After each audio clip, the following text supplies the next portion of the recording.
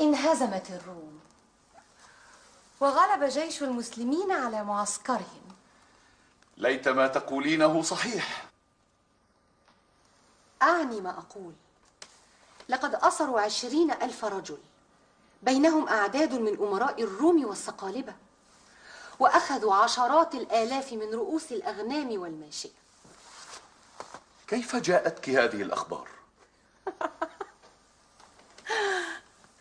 أرأيت أن الخيزران لا تأتيك إلا بما هو خير؟ أواثقة أنت بما تقولين؟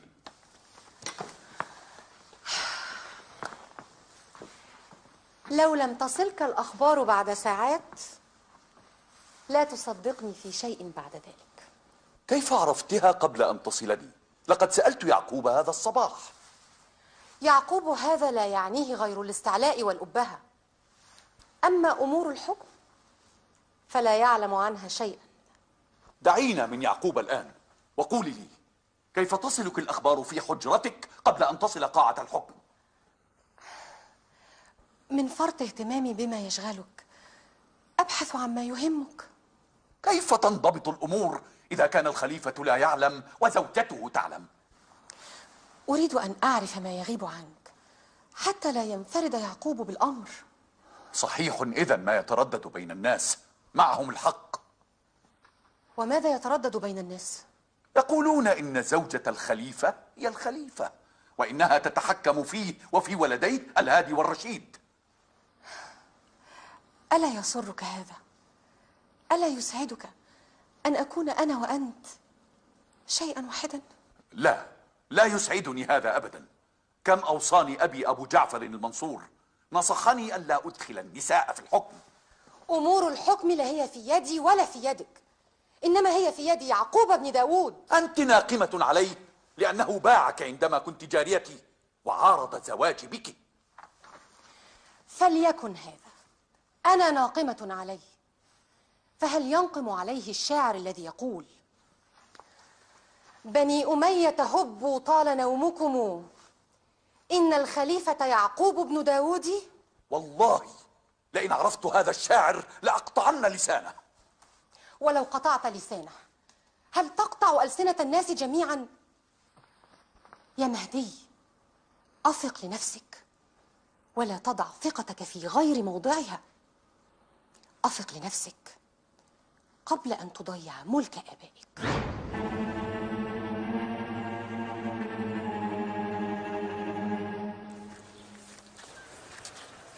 قال لي سليمان بن مقاتل إن دساها من لغة السودان والمعنى أغواه. الحمد لله، لم يبتعد المعنى عن ذلك الذي استخرجته من مفهوم الآية. الاستخراج يا إمام يحتمل الصواب والخطأ بخلاف المعنى المحدد. الحق معك. أمضيت مع سليمان بن مقاتل بعض الوقت أسمع منه عن الإمام جعفر الصادق، قد كان من أقرب تلاميذه إليه. جعفر الصادق من عترة رسول الله عليه الصلاة والسلام، عليه أفضل الصلاة والسلام. جده لأمه أبو بكر الصديق، وجده لأبيه علي بن أبي طالب. أي نسب هذا يا إمام؟ فلم يجتمع لأحد غيره نسب كهذا. ولم يجتمع لأحد مثل علمه، فلم تكن معارفه قاصرة على علوم الدين، ولكنه أحاط بعلوم الطبيعة والكيمياء والفلك والطب والنبات وغيرها. هذا ما شدني إلى الإمام جعفر الصادق، فقد أثبت لي أن العلم ليس مجرد حفظ القرآن والأحاديث، ولكنه الاطلاع على مختلف المعارف التي تفسر ظواهر الكون وتثبت قدرة الخالق. ذلك صحيح يا شافعي، ولكن جهد الإنسان لا يتسع لذلك كله. بوسعي أن أعطي بعض الوقت والجهد لدراسة العلوم الأخرى كالطب والفلك والفراسة وغيرها من العلوم النافعة. كل العلوم نافعة ما عدا علم النظر في النجوم. ما لي وهذا العلم الذي يتطاول ليعرف الغيب، بينما يقول تعالى: عالم الغيب فلا يظهر على غيبه أحدا. كل ما أخشاه أن يأخذك ذلك كله عن التعمق في الكتاب والسنة. لا تخف يا إمام، الكتاب والسنة هما الفرض الذي لا أفرط فيه أبدا. أما بقية العلوم فهي النوافل التي آخذ منها بقدر ما أستطيع.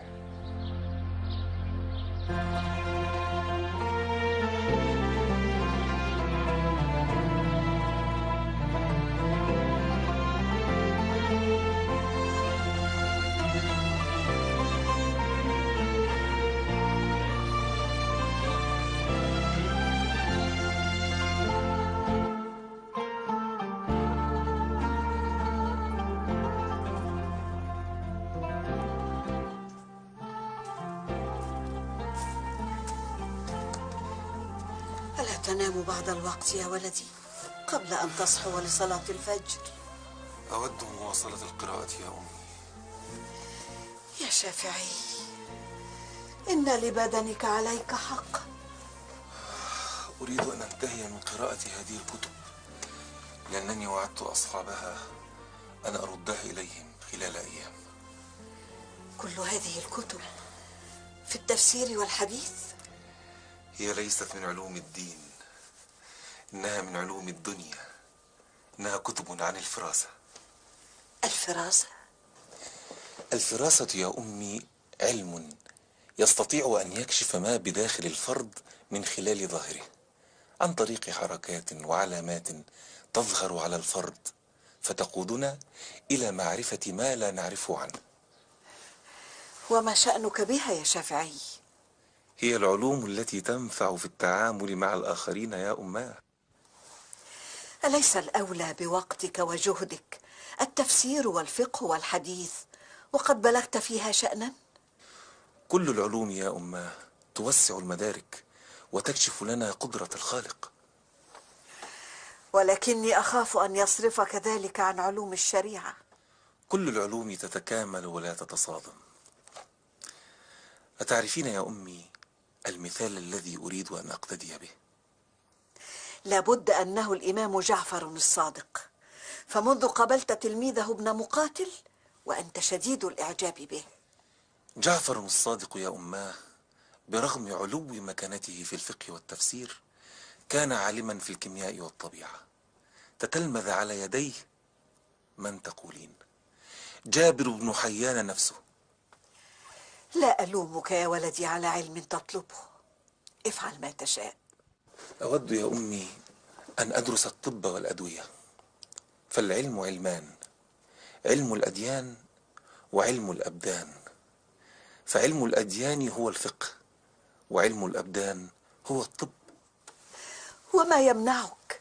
الطبيب موسى في المدينة، وقد زرته منذ أيام ووصف لي دواء لضيق الصدر كما تعرف. موسى هذا يا أماه على دراية يسيرة بالطب، وإنما يؤخذ العلم من الأكابر. لو كان الأمر بيدي لأخذت الطب عن بيدبة. هو من يكون بيدبة هذا؟ هو طبيب هندي يقيم على ساحل عمان. يقولون إنه أعلم أهل هذا الزمان بالأمراض والأدوية. وما يمنعك من الذهاب إليه؟ الرحلة تستغرق أسابيع، ولا أستطيع أن أتركك وحدك يا أمي. أسافر معك لو شئت. مشقة السفر هائلة، أشفق عليك منها يا أمي. دعينا من هذا الطبيب الهندي، فربما أجد بعض الكتب تغني عن السفر إليه.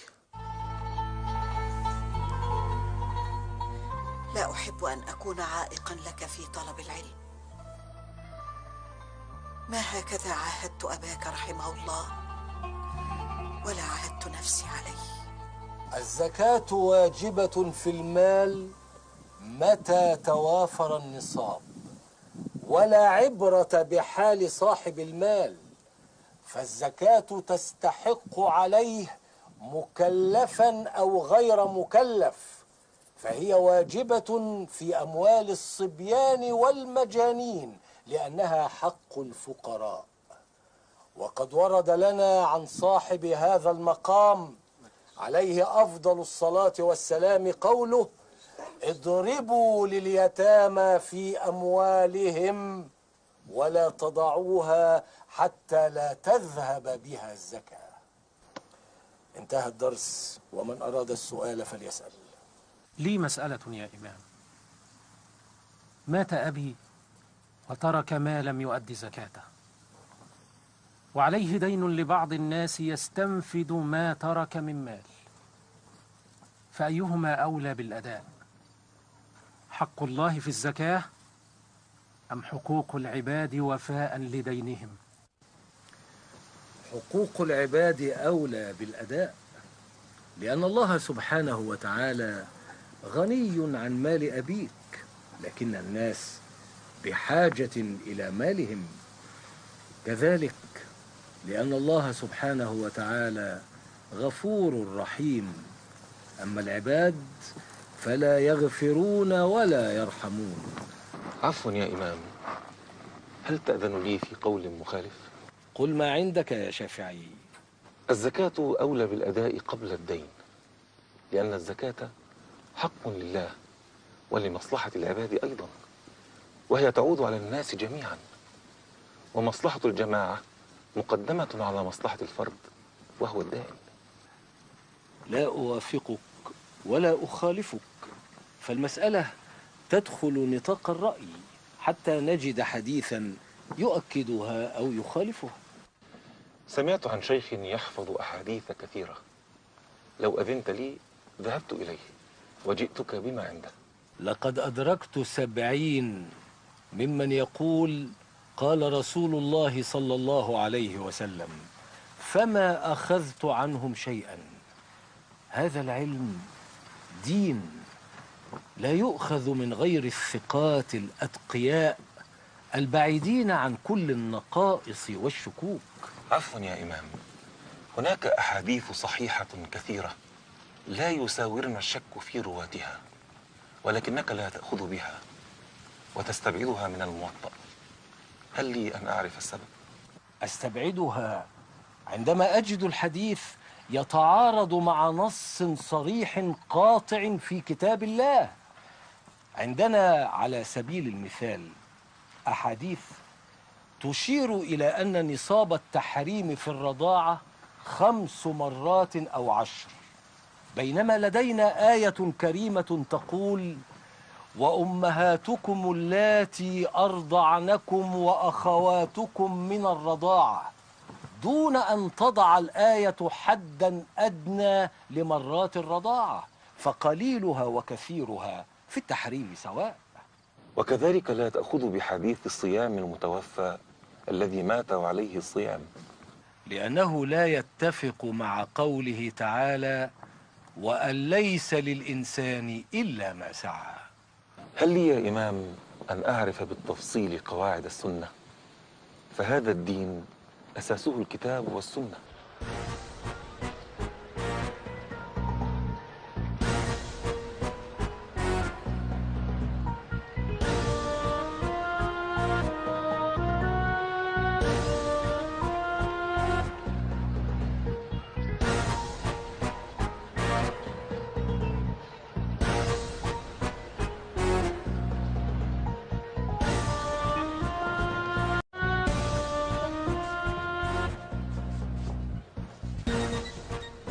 حمدا لله على سلامتك يا بشير. حج مبرور وذنب مغفور. كتب الله لك أداء هذه الفريضة العام القادم يا ثعلبة. أنت لا تدرك يا صاحبي ثواب الحج إلى بيت الله الحرام، كم هو عظيم. تقبل الله حجك. لعلك دعوت لي هناك. بل دعوت عليك. ماذا فعلت؟ فرقت الأحاديث على 7 من أعواننا. وهل تعرفت عليهم في هذا الزحام؟ وجدتهم على مقربة من باب مسجد الرسول يوم 4 من ذي الحجة عليه الصلاة والسلام. دعك من هذا، وجدتهم يمرغون وجوههم في التراب تقربا إلى الله. كانت تلك علامتهم التي اتفقنا عليها. فأعطيتهم 30 حديثا. كانت 20 حديثا، فكيف زادت 10؟ كانت 20 حديثا موضوعا، فأضفت إليها 10 أحاديث صحيحة، وهكذا يختلط الزائف بالصحيح ويصعب تبين الأمر. واحد من علمائهم يدعى مالك بن أنس، لديه سجل فيه الأحاديث الصحيحة، أخذت بعضها وأضفته إلى ما عندنا. صارت الأحاديث تسجل في كتب؟ هذا ما أسمعه لأول مرة. تلك هي المشكلة التي تواجهنا. كنا نعتمد على أن الأحاديث تروى بالسماع، فأصبحت تسجل بالكتب. الذي أعرفه أنهم كانوا يرفضون كتابة الأحاديث حتى لا تختلط بقرآنهم المكتوب. صاروا يخافون عليها من الضياع والتحريف، وفضلوا كتابتها. بدأ ذلك المدعو مالك بن أنس، ووضعها في كتاب أسماه الموطأ. أخاف على جهدنا في تزييف الأحاديث. لن يمنعنا شيء، سوف ندخل إلى كتبهم ونضع فيها الأحاديث الزائفة.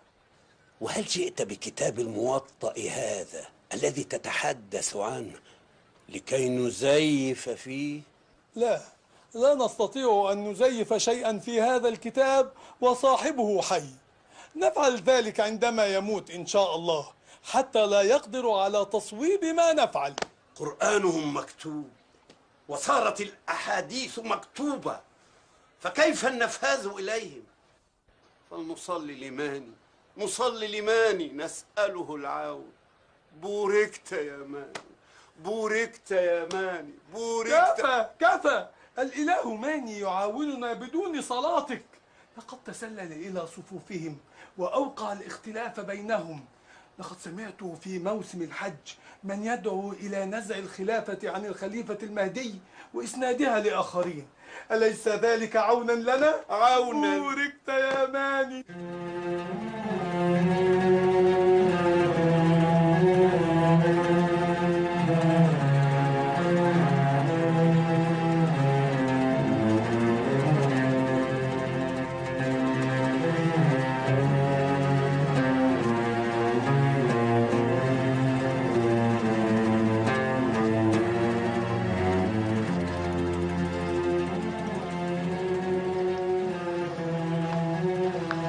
ما بك يا خيزران؟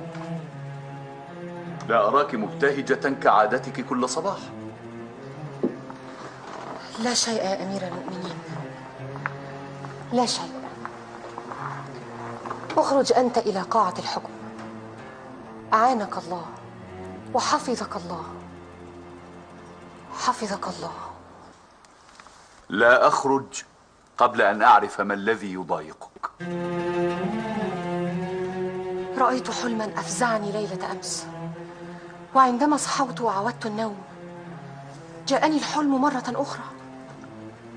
ماذا رأيت في منامك؟ هل أجيئك بالعارفين بتفسير الأحلام؟ ما أحسبني أحتاجهم يا أمير المؤمنين.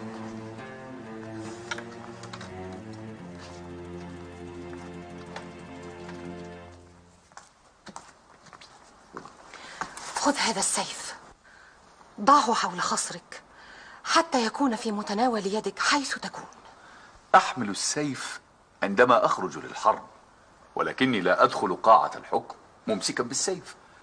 ماذا أفعل به بين حراسي ورجالي؟ سوء الظن من حسن الفطن. خذ السيف حتى لا تكون لقمة سائغة لمن يريد الغدر بك. ما هذا الذي تقولين؟ لابد أنه كابوس مزعج رأيته في منامك أمس. لا تريد أن تأخذ السيف، لك ما تريد، ولكن لا تسمح لأحد يحمل سيفا أو خنجرا بالدخول عليك أو الانفراد بك. لا ينفرد بي أحد غير وزيري يعقوب بن داود. يا أمير المؤمنين، ألا تعلم أن هواه مع أولاد علي بن أبي طالب؟ ألا تعلم أنه يتمنى زوال ملك العباسيين ليصير الأمر للعلويين؟ يا خيزران، قلت لا شأن لك برجالي، ولا أريد نصحك في مسائل الإدارة والحكم. أخاف أن تسمع لنصحي وتعرف ما فيه من خير بعدما تكون الفرصة قد أفلتت منك. أمرتهم أمري بمنعرج اللوى، فلم يستبينوا النصح إلا ضحى الغد.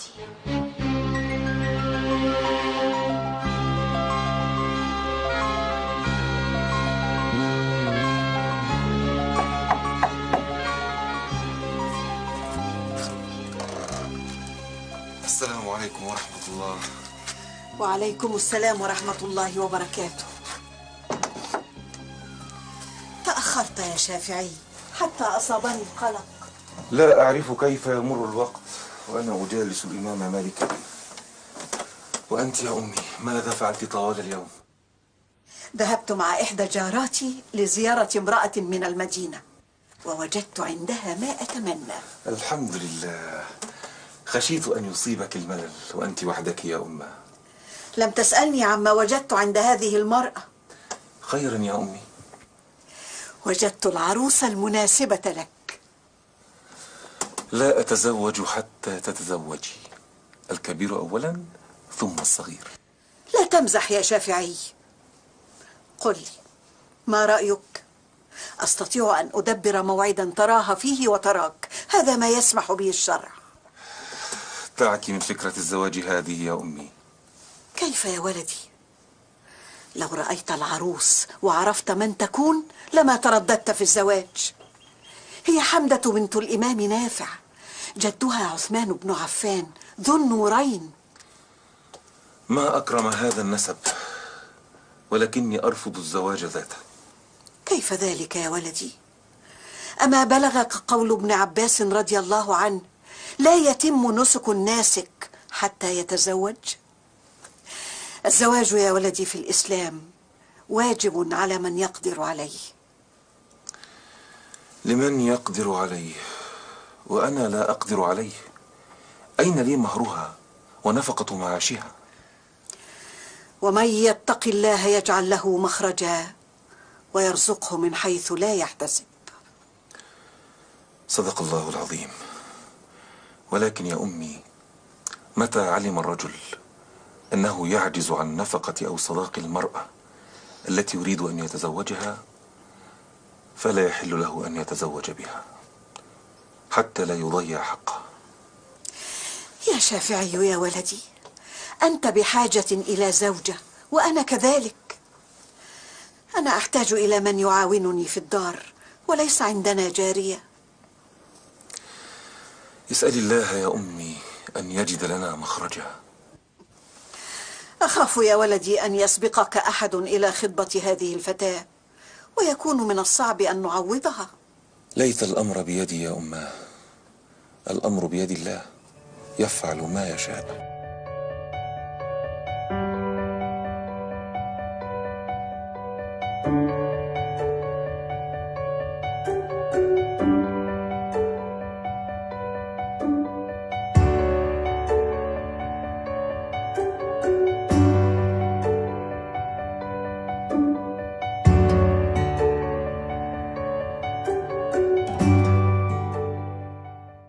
ما بك يا مهدي؟ أراك على غير عادتك. لا شيء يا خيزران. المرأة المحبة لزوجها تعرف ما يدور بداخله من قسمات وجهه. صارحني بما تعانيه.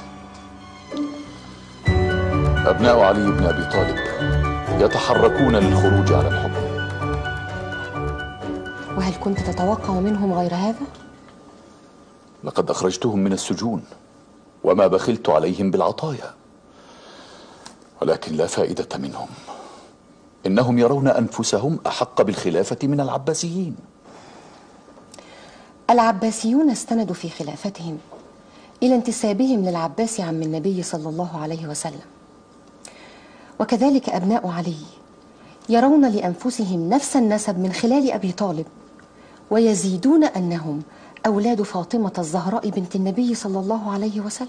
كأنك تبررين خيانتهم. أنا لا أبررها ولكني أفسرها. ولقد حذرتك وقلت لك إن أبناء علي لو لم يطلبوا الخلافة لطلبهم الناس لها. ما عاد ينفع السكوت عليهم. كان الأمويون على حق عندما أخذوهم بالحزم الواجب. قبل أن تبدأ معهم بالحزم الواجب يجب عليك أن تطهر الملك من أعوانهم. أعرف من تقصدين يا خيزران. وزيري يعقوب بن داود. إنه لا ينكر تعاطفه معهم ولا ينقطع عن الاتصال بهم. أنا الذي طلبت منه ذلك. أردت أن أحتويهم وأعرف أخبارهم. وهل أبلغك وزيرك هذا بأنهم ينوون الخروج عليك؟ لا، فواز صاحب البريد هو الذي أبلغني. يعقوب إذن يتستر عليهم. يا مهدي، هو عينهم عليك وليس عينك عليهم. كف يا خيزران عن محاولة الإيقاع به. يعقوب صديقي قبل أن يكون وزيري. ألم يشارك أخوه في ثورة إبراهيم بن الحسن على أبيك المنصور؟ أنا لا أخذه بذنب أخيه ولا أجحد إخلاصه. ما رأيت منه ما يسوءني. لا يبين إخلاص الرجل حتى تختبره. ما يضرك لو فعلت؟ ضعه في الامتحان. أنا لا أختبر شيئا أعرف نتيجته. أنت تكابر يا مهدي، وسوف يجيء يوم تندم فيه حين لما ينفع الندم. وماذا تريدينني أن أفعل؟ أقول ما ينبغي أن تفعل ولعلك لا تخالفني. ما رأيك يا يعقوب في هذه الثياب التي أرتديها؟ متعك الله بها يا مولاي.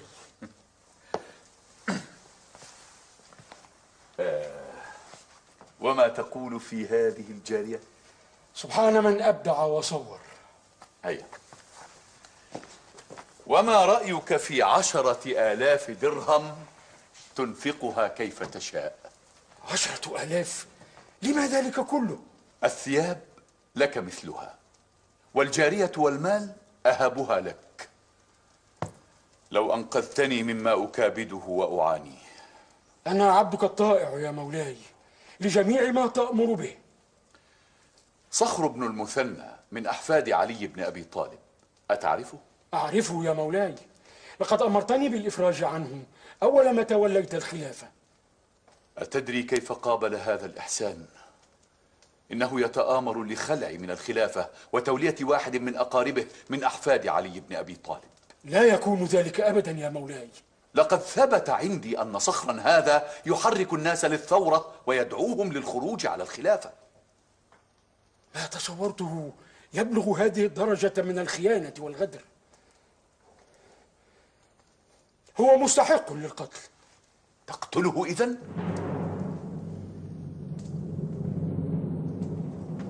أفعل يا مولاي. وتضع يدك على رأسي وتقسم بالله العظيم 3 إنك ستقتل صخرا؟ ألا تريد أن تقسم يا يعقوب؟ أقسم يا مولاي. أقسم بالله العظيم، أقسم بالله العظيم، أقسم بالله العظيم أن أقتل صخر بن المثنى متى وقع في يدي. هو في يدك. سآمر الحراس بتسليمه لك. لا تخرج قبل أن تتسلمه وتتسلم الثياب والجارية والمال الذي وعدتك به. هيا هيا يعقوب.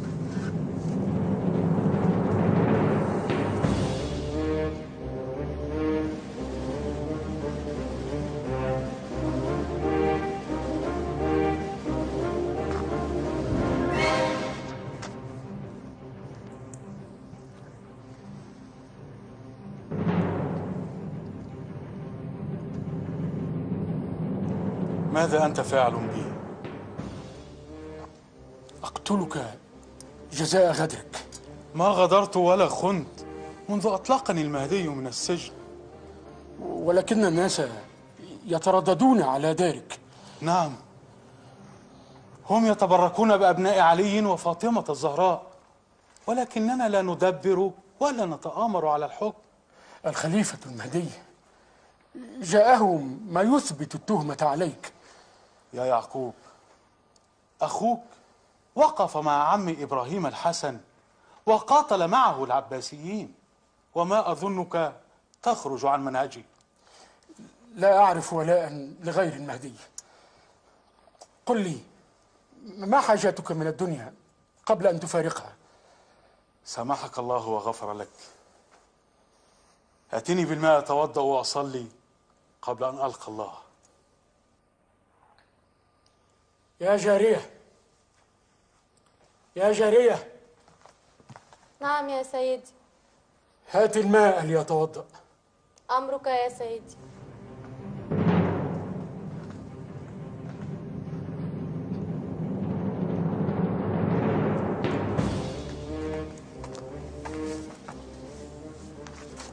بسم الله الرحمن الرحيم. أعوذ بالله من الشيطان الرجيم. بسم الله الرحمن الرحيم. أشهد أن لا إله إلا الله، أشهد أن محمد رسول الله. أشهد أن لا إله إلا الله، أشهد أن محمد رسول الله.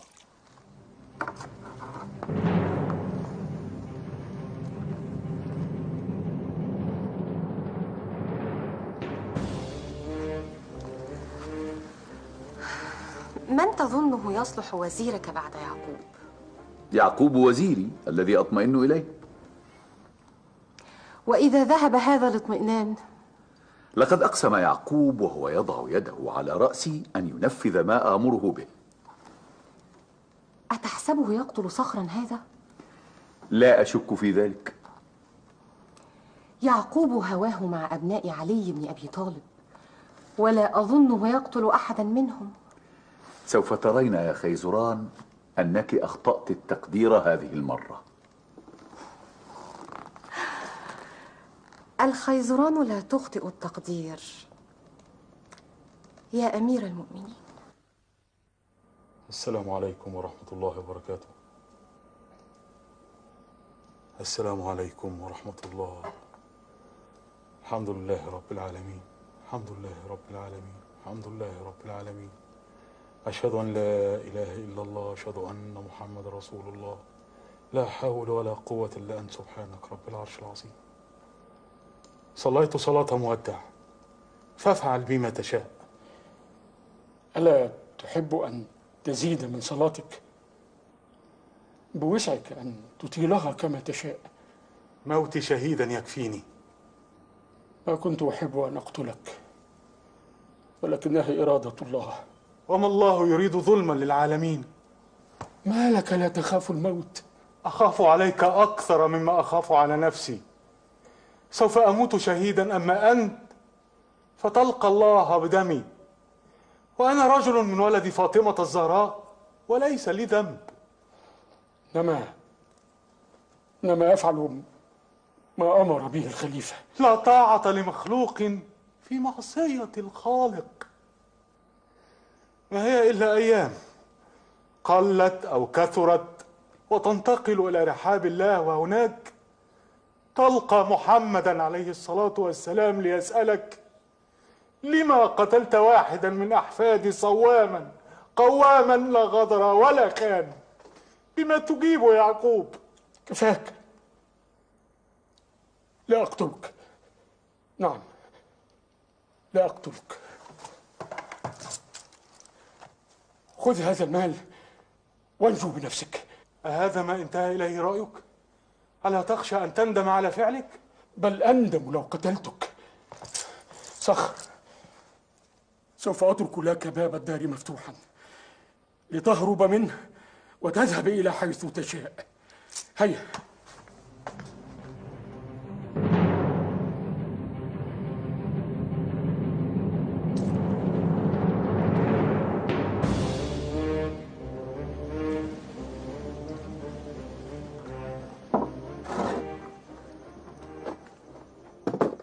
يا عنتر، يا عنتر. نعم. أين أنت يا عنتر؟ أنا هنا. الإمام مالك ومعه الضيف ينتظر الطعام. سأخذه إليه.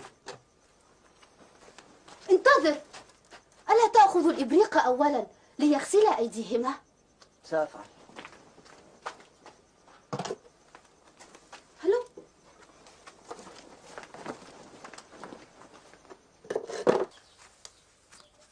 أعظم الله أجرك يا إمام. ما كل هذا العلم؟ دعك الآن مما تقرأ حتى نستعد للطعام. يا غلام، أما علمتك أكثر من مرة أن الغسل في أول الطعام لرب البيت وفي آخره للضيف؟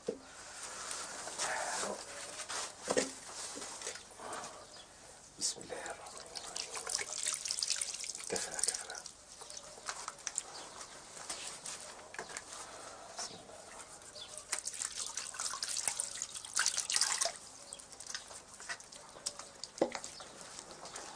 آتينا بالطعام. عفوا يا إمام، لا أفهم الحكمة من وراء هذا الترتيب الذي أمرت به الغلام. صاحب البيت يغسل يديه أولا ليسبق إلى الطعام، فيكون ذلك تشجيعا للضيف. ولما لا يكون الغسل لصاحب البيت في آخر الطعام كما كان في أوله؟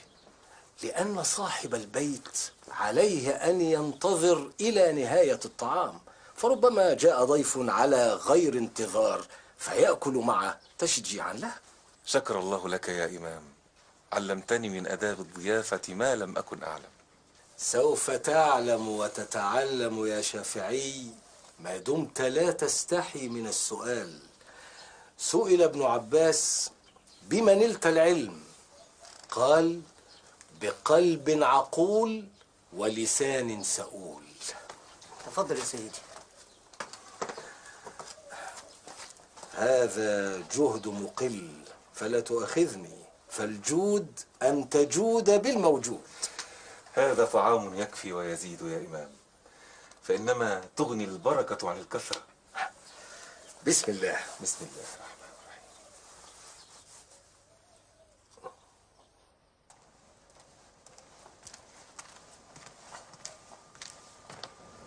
مولاي. أهلا يا يعقوب. ارتفعت الأسعار في الحجاز 3 دراهم لمكيال القمح و2 لمكيال الشعير، هكذا يقول صاحب البريد. قلت الأمطار هذا العام، فذلك السبب في ارتفاع الأسعار.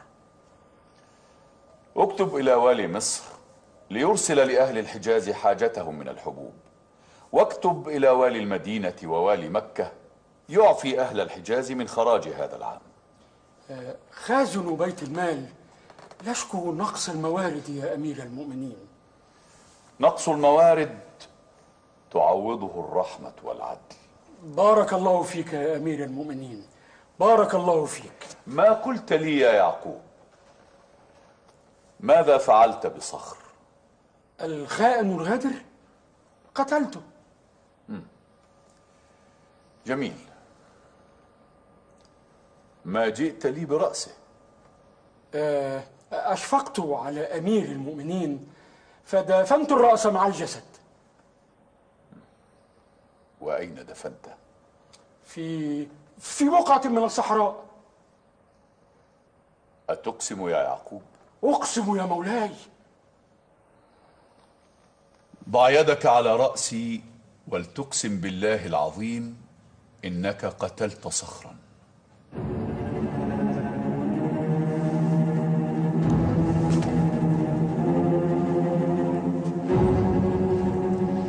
أقسم بالله العظيم، أقسم بالله العظيم، أقسم بالله العظيم إنني قتلت صخرا بيدي ودفنته بنفسي.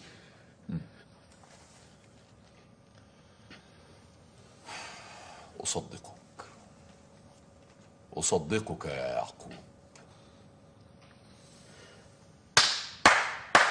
يا حاجب. مولاي.